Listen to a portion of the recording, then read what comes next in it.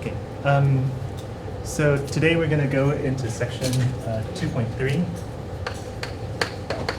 We're going to finish up the last sections of chapter 2, so this is inequalities. We've already seen a little bit of this. We've actually seen some of this already in section 1.2 when we talked about the absolute value. When we saw things like this business of using the absolute value like a distance, right? If we said like x minus 2 is less than 1, right? In terms of a distance, what this says, can anybody read to me what this says in terms of distances? Absolute value of the difference is, how do we read this as a distance? Anybody remember? Yes, Manuel. The distance of x from, not from negative 2, but from 2. Yeah. So the distance of a to b is the absolute value of a minus b. Okay. Or it could be, b minus a. Those are the same things, of course, right? So here you look at this and you say, oh, this is a distance, right? This says that, reading this in English, it says the distance from x to 2 must be less than 1, right? So if you're thinking about that graphically, here's the 2, and you can't be more than 1 unit away, so you've got to be between 1 and 3, right? So you know that the distance here is that this set. If we're looking at the set of, if we're looking at the solution set of this inequality, then it's these points here. It's this interval here, right? And if you see something like this, x plus 2 instead of x minus 2, you can then that would be the distance from minus 2, right? Because this x plus 2 you can rewrite as x minus 2, right? So it's the distance of x from minus 2. Okay. It's the distance of x from minus 2. Sorry, I stuttered and made it wrong. Okay. Okay. So inequalities. We've been dealing with equalities. Inequalities just means you're looking for the places where one expression is less than another, or less than or equal to, or greater than or equal to, whatever. And you have some inequality and you want to find its solution set. And just as before, we can do certain legal operations. So the game is as before. So the game is as before. To simplify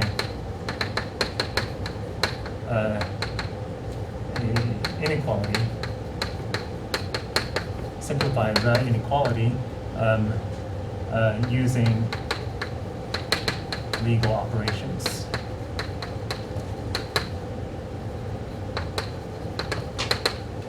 Using legal operations, so that you get something that's really straightforward, right? You start off with something, kind of crazy looking, and hopefully you end up with something like x is greater than a half, right?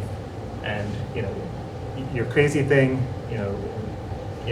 has the same solution set as long as you use only legal operations. Okay. Now, what are the legal operations?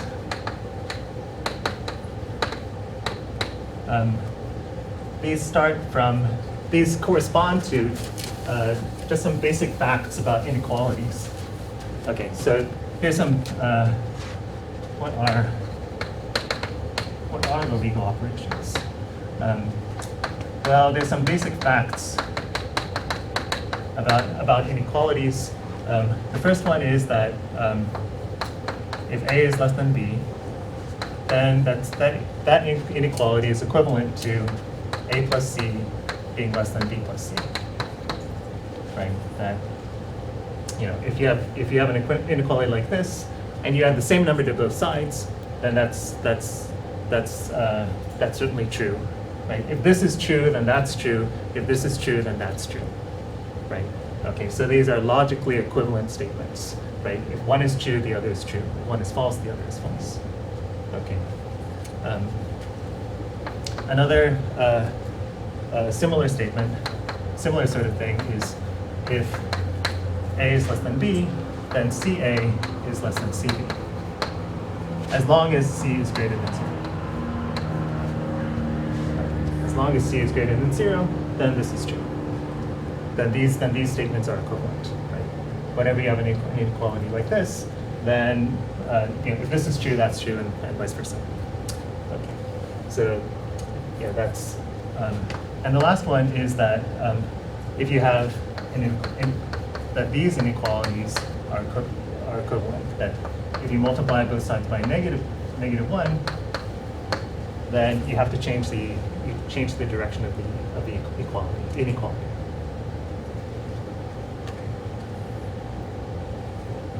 Right. Certainly 1 is less than 2, right? And if you multiply both sides of that, you get the inequality -1 is greater than -2, right? And those are equivalent statements. Okay. Now the funny thing is that we're not going to. So I'm just going to state these as facts. Okay. If you are, it seems kind of crazy. These may seem really obvious to you, but if you're in an upper division class, then you actually have to prove these things from even more fundamental statements. So, but this is not an upper division class. We're not going to go crazy here, so I'm just going to say these are true, and let's just go with that. Okay.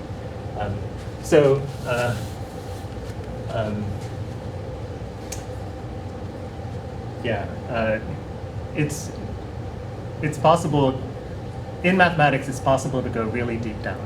Okay, but we're not going to go that deep down. So just to tell you, I don't know if this is a funny story or not, but once I was at the University of Chicago. I would do my PhD at the University of Chicago, and I heard this story that the director of the graduate students had to teach courses. They just said, hey, you teach calculus, you teach this, and you teach whatever. So we all taught courses. And I heard the story that people kept on going to the director of the graduate students and saying, I'm in this calculus class and the logic is really killing me. I've got to switch out of this section. The logic's really killing me. And the director would be like, oh, that's okay. Okay, you can switch to some other section. And then, because people switch all the time. That's pretty standard. But over and over, people kept on coming to this director and telling her, the logic is really killing me. The logic is really killing me. And it turned out that, so somebody went and sat in on this graduate student's class, and it turned out this graduate student was going like really crazy with logic. He was going, he was basically creating some sort of system of numbers where they were infinitesimally small numbers and something like it was very stuff that was developed in the 1960s. Anyway, so he had gone sort of off the deep end. So it's sort of a cautionary tale for teachers like me.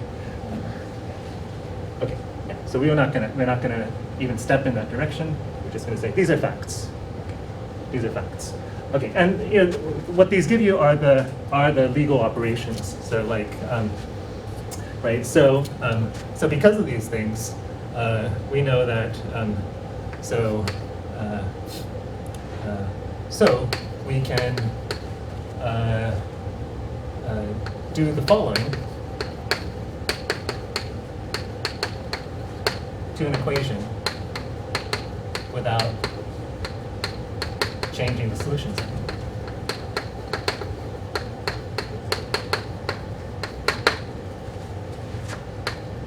We can do the following without changing the solution set. One, we can add the same number to both sides.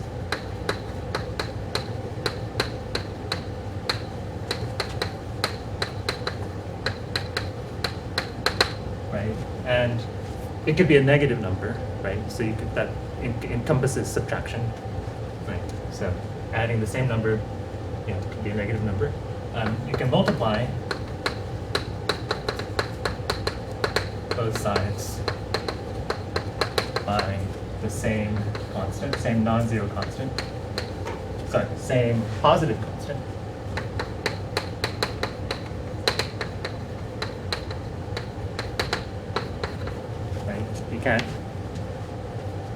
it can't be 0. That would mess up the inequality entirely. It can't be negative because that would also mess up the inequality. Can multiply both sides by -1 if you reverse the inequality.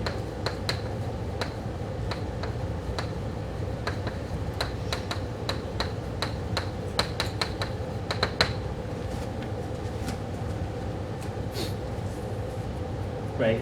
And the reason is that because none of these things change the solution set, right? Like, right, if some x satisfies the inequality, then it satisfies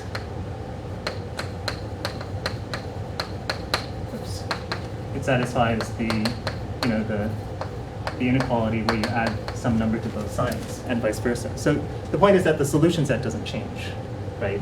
If it satisfies the left-hand side guy, it satisfies the right-hand side guy because these statements are logically equivalent, right? So we can simplify the equation.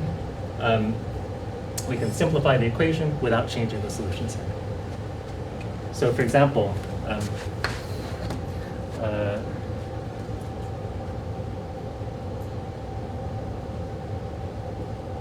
so here's an example. X minus 1 over 4 minus 2x plus 3 over 5 is less than or equal to x.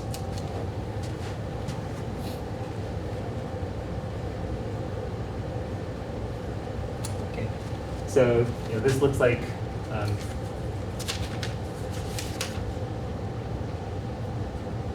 actually let me do a simpler one first.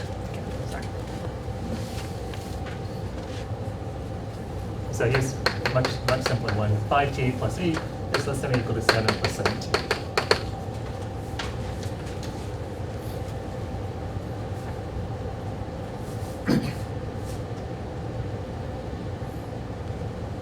Okay. So what can you do? You can subtract the same thing from both sides. So we're going to subtract 5t from both sides. So we add a negative 5t to both sides. Right. We can add a negative 7 to both sides. Right. So let me just do that. So you get 8 is less than 7 plus 2t.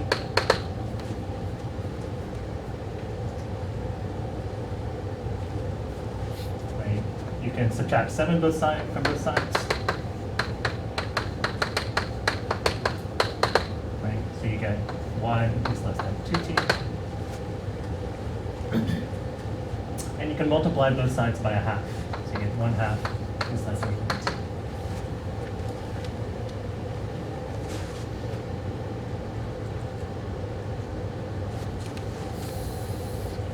Okay.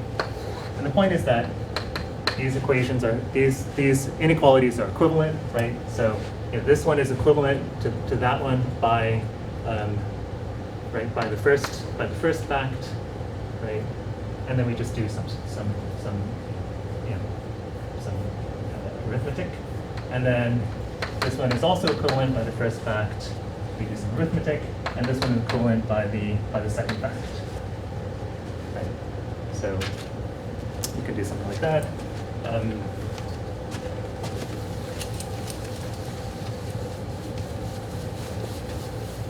Slightly more complicated one.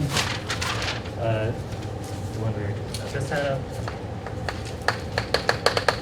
So x minus 1 over 4 minus 2x plus 3 over 5 is less than or equal to x. Okay, I'll let you try it. Take 1 minute and see if you can do it.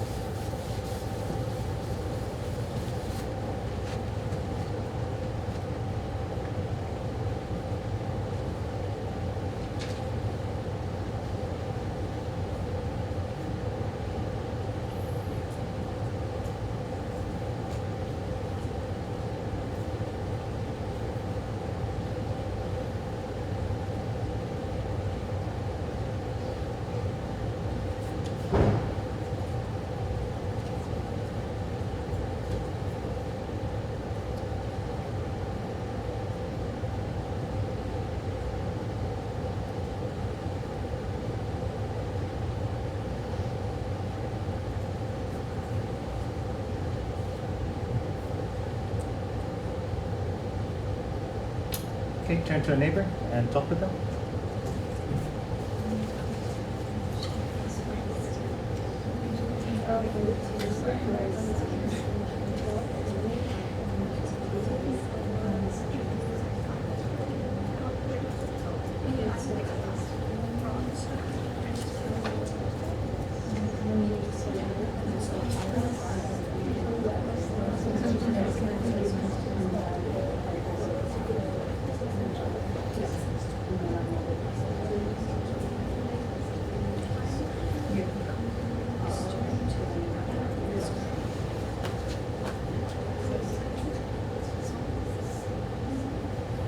Okay, okay. Let's do it. So if I saw this, first thing I would do is probably say, okay, I'd like to clear out the denominators, so I'm going to multiply both sides by 20, right? So I'll multiply both sides by 20, and I get 5x minus 1 minus 4, 2x plus 3 is less than or equal to 20x. So I'm multiplying, I'm using property 2. Multiply both sides by 20. Right. And then just use some elementary arithmetic. 5x minus 5 minus 8x minus 12 is less than or equal to 20x. Right. Then some more elementary arithmetic. Let's get negative 3x minus 17 is less than or equal to 20x. Right. And then kind of doesn't matter if you want to. Let's do it this way this time. So I'm gonna move this to the left side. So I subtract 20x from both sides. I get negative 23x. I add 17 to both sides, and I get 17 on the right hand side and 0 on the left. Right. So I subtracted 20x and I added 17. So add this to both sides.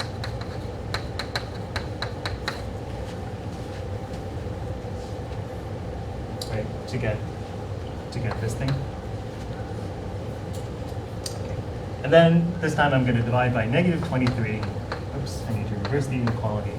So you get negative 17 over 23.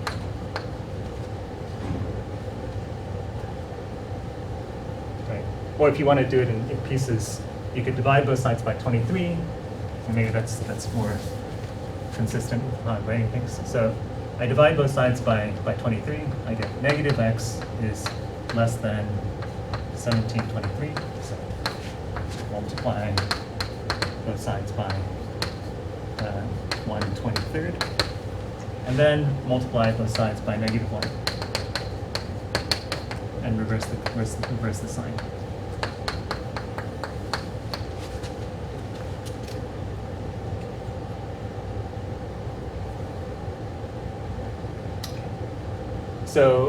So you see the game, right? You have this inequality. Its solution set is not evident.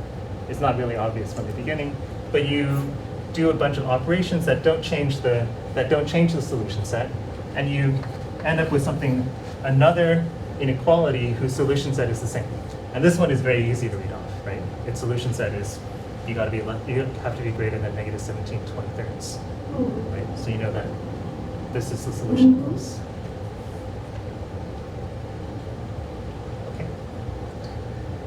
Any questions? Any questions? Yeah. How do you know when to reverse the inequality sign? Well, whenever you want to multiply by negative 1, yeah, right. Whenever you want to get rid of negative 1, and we could leave it like this, but it's kind of clearer if you multiply both sides by negative 1 and get this as x.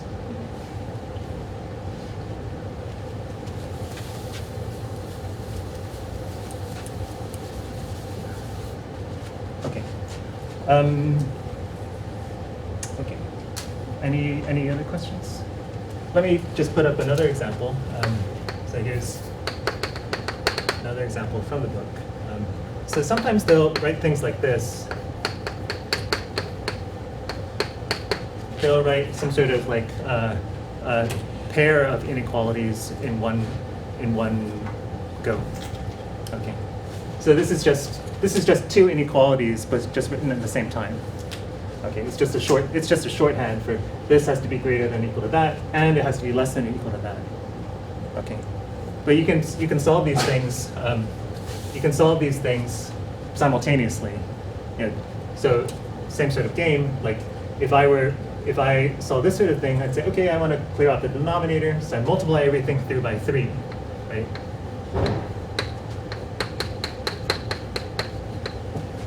Right.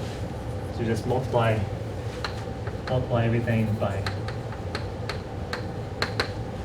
3, right? And then here, let's say I'm going to subtract 1 throughout, right? So I add -1.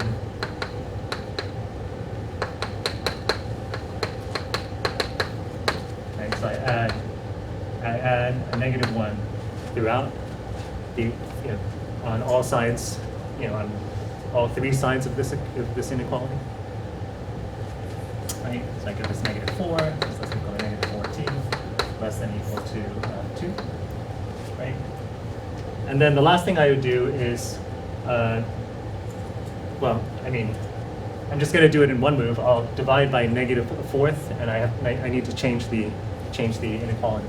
Right? So I multiply by -1/4. Right? Multiply by -1/4. In other words, I multiply by 1/4 and then -1. Okay, the 4th and then -1. So I get a 1 here, I get a t here, and I get a -1/2 here. And I have to change the directions because there was a multiplication by -1 involved. Right. And you see that, again, like this solution set is a lot easier to read off than this guy's solution set.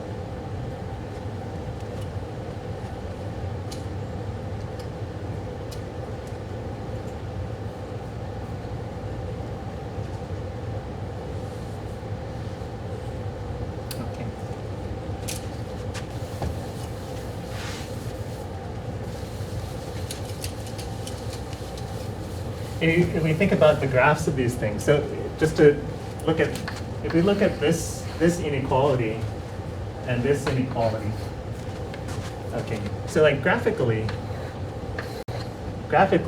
you've got this 5t plus 8, so 1, 2, 3, 4, 5, 6, 7, 8, right? 1, right, so like here, steps down by 3, so it's something like this, right? Right, we've got this 5t plus 8 guy. And then we've got this 7 plus, wait, that's not right. Is that right?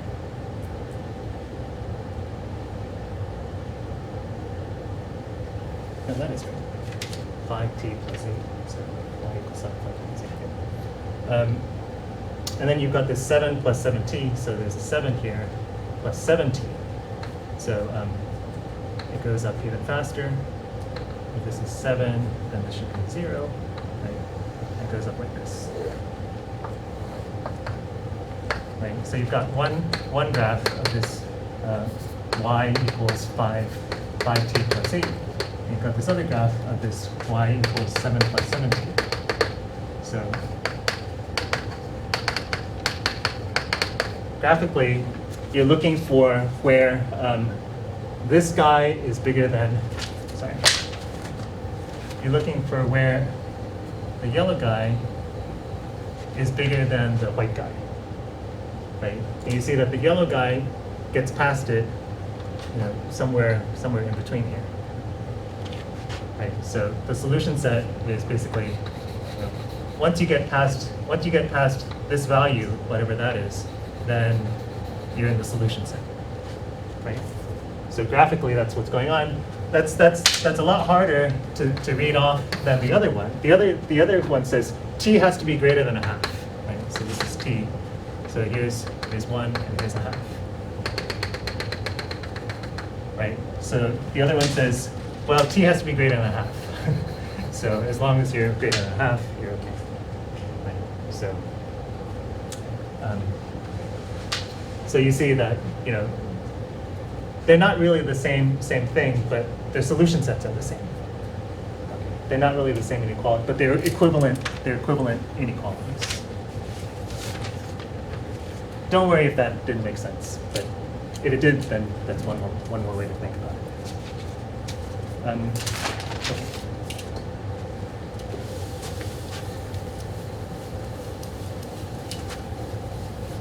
Yeah, maybe I should have drawn the second one like this. Maybe this would make it a bit more clear. So in the second one, you've got your half, right? You've got your half. So here's the half. Y equals a half. And you've got this other one, y equals t. Make it yellow again. Right? And you're wondering, you want to know where do you exceed, where does the yellow one bigger than the white one again, right? And this one's kind of easy to see. It's where t equals a half. As long as t is bigger than a half, you're good. Right? So anyway, all we've done is change the equations. We've simplified things to make it clearer. Okay, so other inequalities. So these are actually we solved before in 1.2. Inequalities involving the absolute value. Okay. So they've had this theorem. They say, okay, we're gonna state this thing as a theorem. A theorem is basically like a mathematical discovery or something. Okay, this is not really a great mathematical discovery, but anyway, we're going to call it a theorem. So they say if a is a positive number, then to say that u is less than a is the same thing as saying that u lies between negative a and a. To say that absolute value of u is greater than a is equivalent to saying that u is less than negative a or u is bigger than positive a.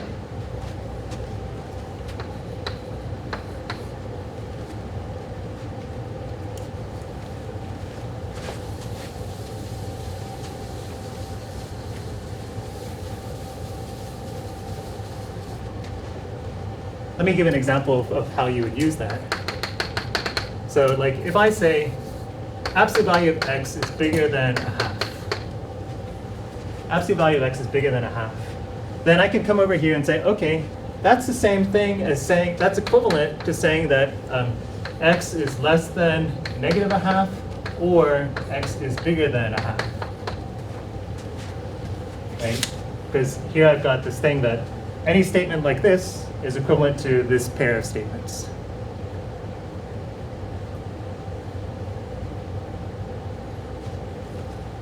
Right? X being bigger than a half is equivalent to either it's less than negative a half or greater than 1/2. Okay, so the solution set is clear, right? It's just going to be things that are less than negative a half and bigger than a half. Right, so that would be the solution set. The solution set would be negative infinity, comma negative a half, union 1/2, comma infinity. Okay. This mark is the union of sets. It means like everything in here and everything in here. Like this set plus this set.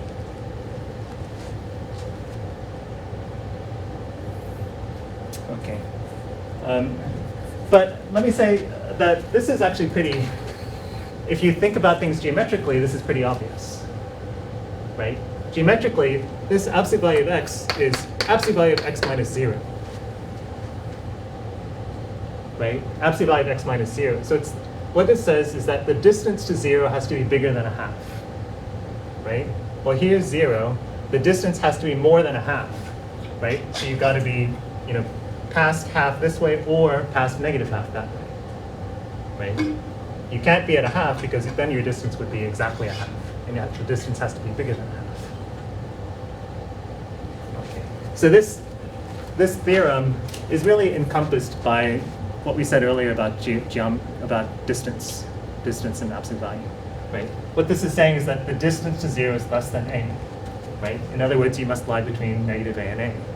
What this is saying that the distance to 0 is bigger than a. In other words, you must be before negative a or past positive a, right? So this is really, you know, not that great of a theorem. It's really encompassed by the what we said earlier about absolute value and distance.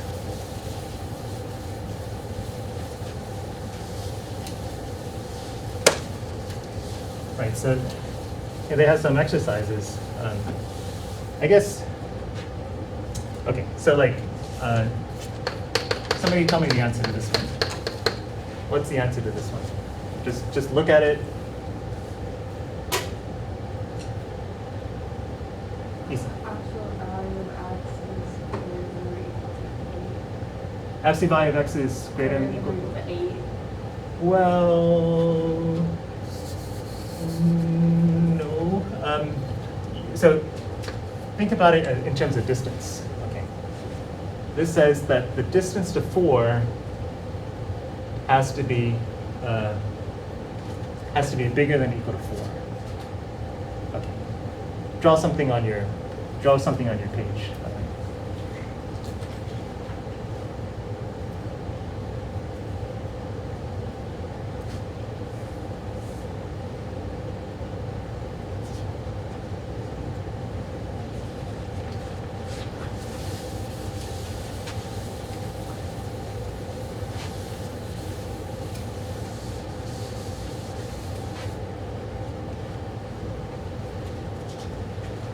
Okay, show your neighbor what you drew.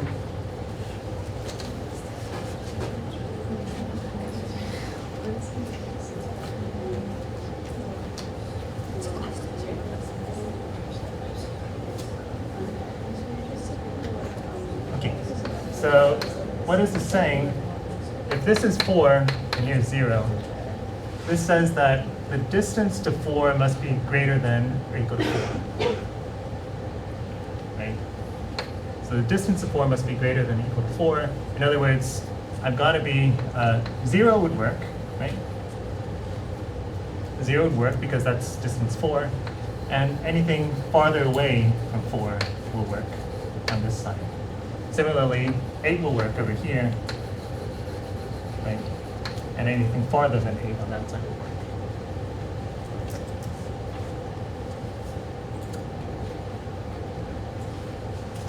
Okay, so be careful. Be careful. So that's the geometric way of thinking about it. If you wanted to do something like this, you could say, okay, what this is saying is that my u must be less than -4, and my u must be greater than, or my u must be greater than or equal to, greater than or equal to 4. Right? Right. So if you don't like to do it geometrically, here's the algebraic version, right?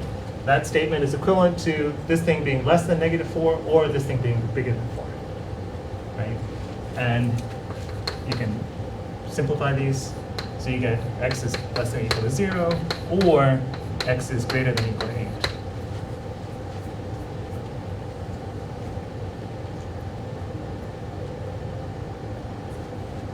And remember, this is or. It's not and, because you can't be both less than 0 and bigger than 8.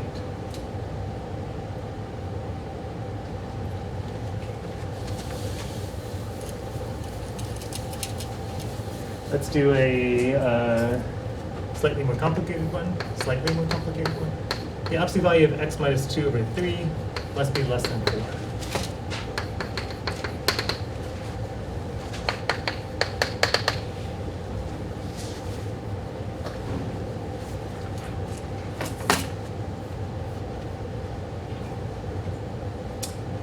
See if you can take 1 minute and see what you can do with that.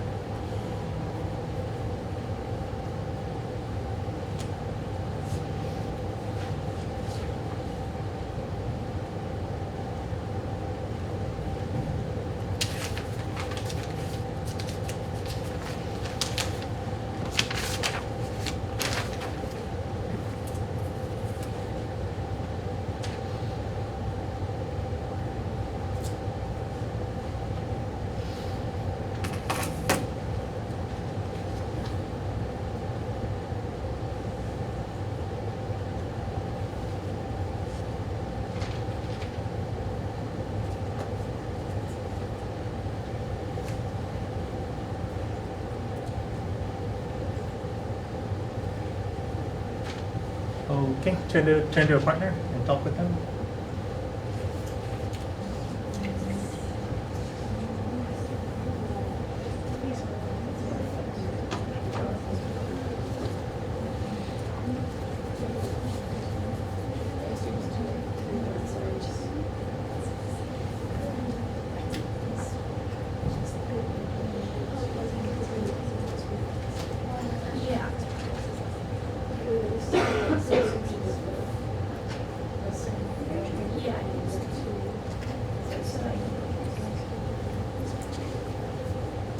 Okay. I'm just gonna do, in the interest of time, I'm just gonna do this one. So here, you remember one thing about the absolute value, that the absolute value of a product is the product of absolute values, right? So here we've got a product, 1/3 times x minus 2. Okay, so I've got this 1/3, and I've got this x minus 2, and I'm taking the absolute value, right? So that's an absolute value of a product, so I can just, separate that into absolute value of 1/3 times absolute value of x minus 2, right? So those are the same thing. Those are the same thing because of this property of absolute values. Right. Normally I wouldn't write it like that. I would just say this is x minus 2 over 3, or absolute value of 3. Right. That's exactly the same thing. Right. Yeah, because this one absolute value of 1/3 is the same thing as dividing by the absolute value of 3. Okay. So, right, and of course the absolute value of 3 is just 3. Right, so I can get rid of the absolute value there. Right? I can erase this. Let me make that an extra step. So you get x minus 2 absolute value over 3 is less than 4. Okay. So it's okay to, right, if you've got the absolute value of a quotient, you can just take the absolute value of top and bottom. Right? And the absolute value of 3 is just 3. Okay, so, right, and then I'm going to multiply both sides by 3. I get absolute value of x minus 2 is less than 12. Okay, and then you can do it either way.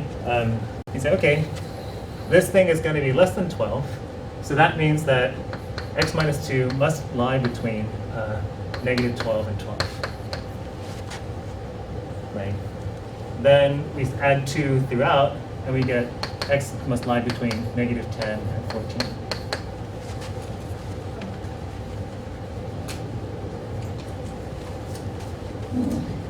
Right. And if I were sane, I would have said same sort of thing. Right? The distance to 2 has to be less than 12. So that means over here you must be past 10, and over here you must be less than 14. So it's this interval here. So yeah.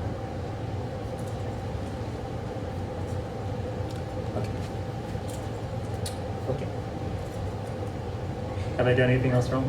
Probably. My kids always point out what I do wrong, all constantly.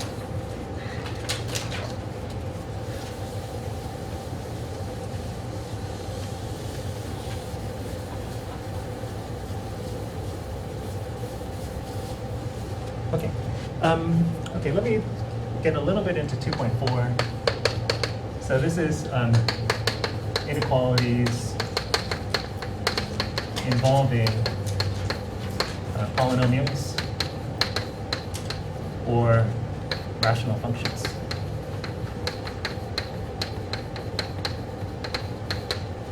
Okay. So I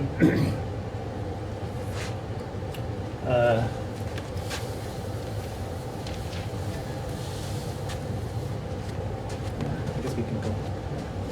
So here's the fact. Okay, so this stuff is going to rely on various facts. Again, these are facts that if we want to prove, we'd have to go into much, we'd have to do this in a higher level course. But here's the fact that if a polynomial takes 2 different values,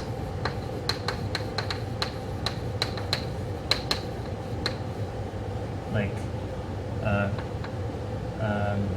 x and y. No, a and b. Then it must well.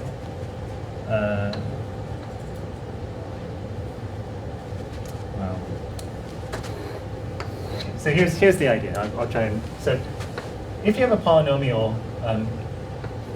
and at this point x1 it takes on a certain value a. Okay, and then at this point say it takes on another value b. Okay. Okay. So this is called the intermediate value property.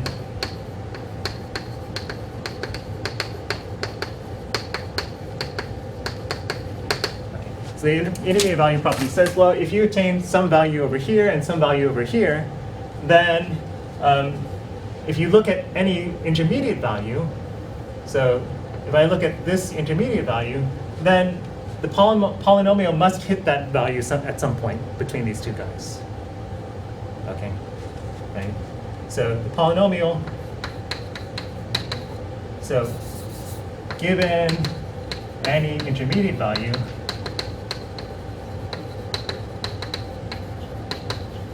there must be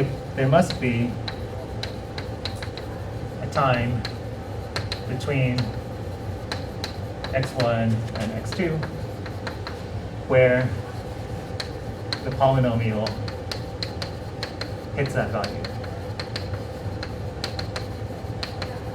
or attains that value. Okay, so like if the value, suppose it gets this value 1 here and it gets this value like 3 here. Well, then there's got to be some points in the middle where it hits a value of 2. Okay, it can't somehow like skip over that value 2. There's got to be some place, who knows where it is, but there's got to be some place where it hits that value 2. Okay, does that seem kind of intuitive, right? Like, so this is the fact. That polynomials have this property that when it takes two different values, if you take any intermediate value, there's some place where you're going to hit that intermediate value. And the way we're going to use it is with zeros. So like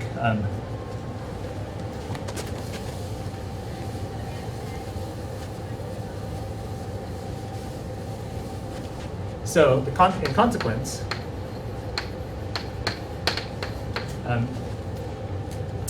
if a polynomial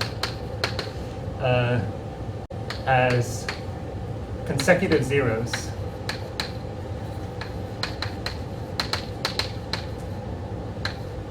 between at x1 and x2, so suppose there's 2 points where it equals 0. Okay. Then it must be all positive or all negative between them. Okay. It's got to be either all positive or all negative.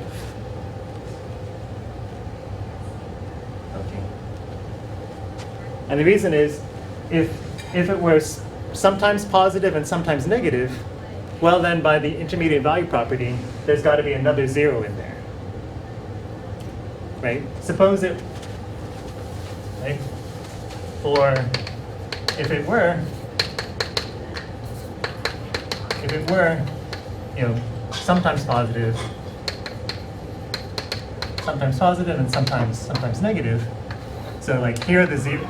Here's x1, here's x2, right? And these are supposed to be consecutive zeros. There's no 0 between here. Okay, there's no 0 between here. But your function is positive somewhere and it's negative somewhere. Well, then by the intermediate value property, since it's positive and negative, there must be some place where it crosses 0. that would be another 0. But there were no zeros. Does that make sense? Okay, I'll say it again, right? You've got these consecutive zeros, x1 and x2, right? And we're saying that between x1 and x2, you have to be all positive or all negative, right? So the reason is, if you were positive at this point, if you're positive at this point and negative at this point, then by the intermediate value property, you know that at some point it's got to cross the 0 line again. That would mean that these weren't consecutive zeros, but they were supposed to. You assume that they were. Okay, so this is the thing, that whenever you have a polynomial, and you know it's zeros. If you have a polynomial and you know it's zeros, then you can figure out where it's positive by just testing one value between. You evaluate the polynomial here. If it's positive, you know it's all positive in between those guys, right? If it's negative here, you know it's got to be all negative here, right? Because it can't be negative and positive because you run into that problem again, right? So between consecutive zeros, all you need to do to check the sign of a polynomial is just test at whatever points you feel like. Okay, so we'll start off with that next time.